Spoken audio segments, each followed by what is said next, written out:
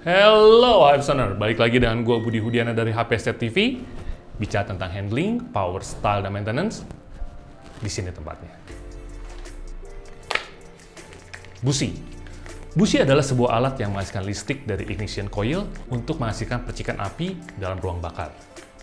Percikan api ini terjadi dari celah busi karena listrik harus loncat untuk menemukan titik massa. Pada saat hal ini terjadi, campuran bahan bakar dalam ruang mesin menjadi terbakar karena percikan api tersebut. Busi itu terdiri dari 8 bagian utama, yaitu terminal, insulator, ada heck body atau seal, lalu di bagian sini ada gasket, ada bagian ulir, ada insulator tip, ada center elektroda, dan paling atas adalah ground elektroda. Center elektroda adalah titik awal percikan api yang mengakibatkan pembakaran pada ruang bakar. Center elektroda itu terbuat dari berbagai macam logam mulia, diantaranya adalah iridium, platinum, dan tembaga. Masing-masing logam tersebut memiliki ketahanan untuk menerima tekanan tinggi dan suhu yang tinggi dalam ruang bakar tanpa meleleh atau terjadinya deformasi. Kalau kita menemukan di TDR tidak ada kode yang T atau Z, itu berarti tipe busi yang digunakan adalah tipe balistik. Balistik itu apa? Berarti menggunakan elektroda, center elektrodanya yang digunakan adalah tembaga atau copper kalau bahasa Inggrisnya. Ini sama dengan busi konvensional yang teman-teman gunakan yang biasanya datang dengan motor Hypesoners. Lalu di mana teman-teman mau upgrade, ada dua pilihan untuk upgrade, yaitu ada T dan ada juga Z. Apa T dan Z? Kalau T itu twin iridium, Z itu adalah super iridium. Apa yang membedakannya? Saat teman-teman punya twin iridium, bagian ground elektroda dan bagian center elektroda, dua-duanya itu berbahan iridium. Sedangkan kalau untuk super iridium, hanya bagian center elektrodanya yang berbahan iridium.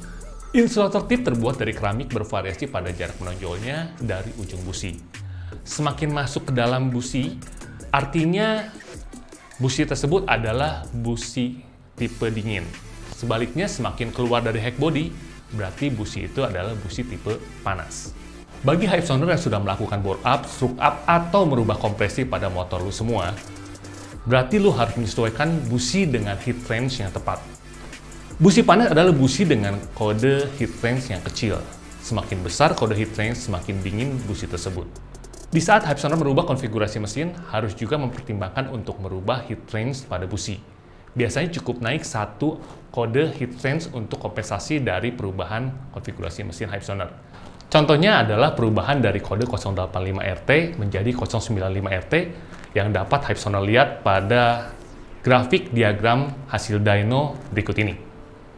Bisa dilihat, motor yang telah di bore up menggunakan busi kode 085RT hasilnya sebagai berikut, dan ketika dirubah menjadi busi 095RT terdapat perubahan yang lumayan ya pada grafik tersebut.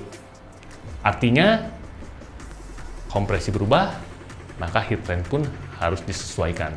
Dari kode-kode itu ada yang mencolok juga selain tipe elektrodanya, yaitu yang ada kode R dan yang tidak memiliki kode R. Kode R ini maksudnya apa? Resistor. Resistor itu apa? Tahanan. Tahanan apa? Busi yang memiliki kode R itu memiliki tahanan ohm, sekian ohm.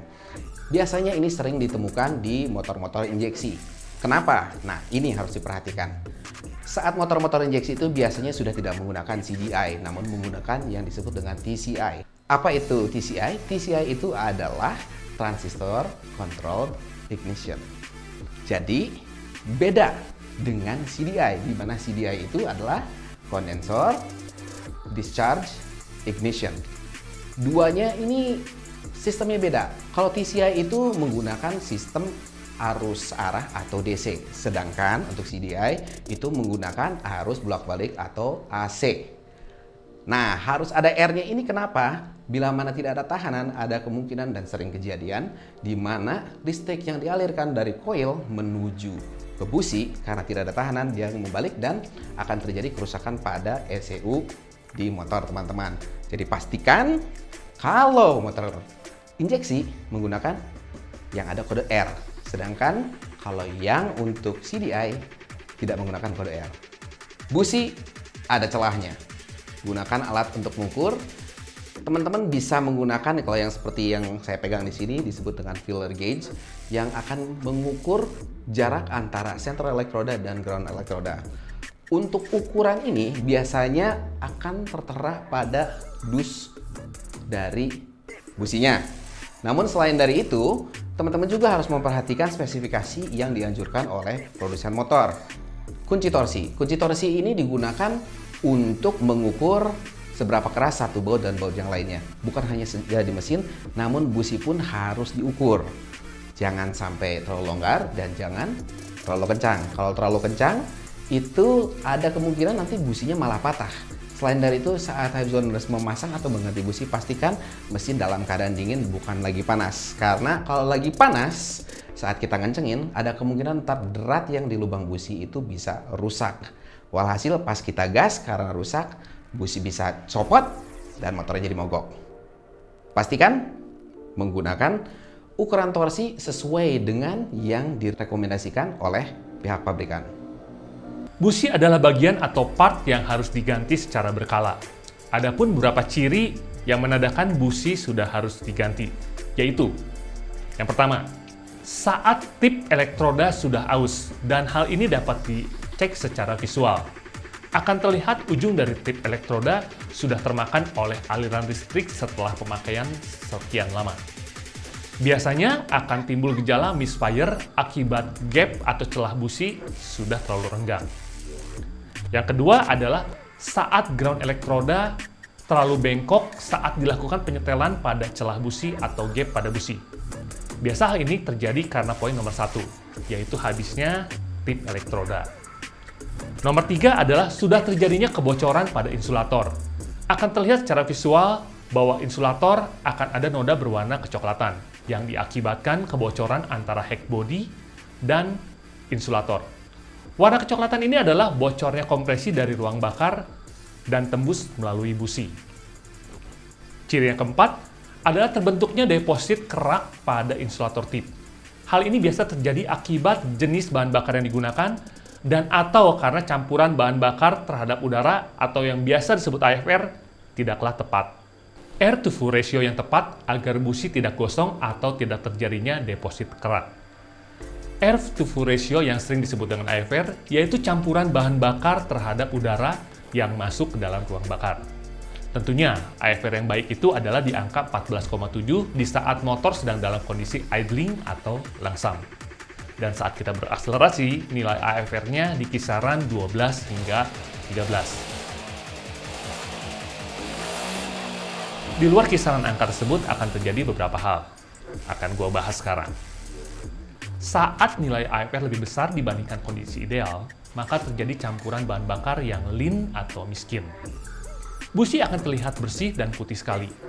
Dengan kondisi tersebut, suhu pembakaran dalam mesin akan sangat panas dan dapat merusak komponen-komponen dalam mesin, termasuk juga busi.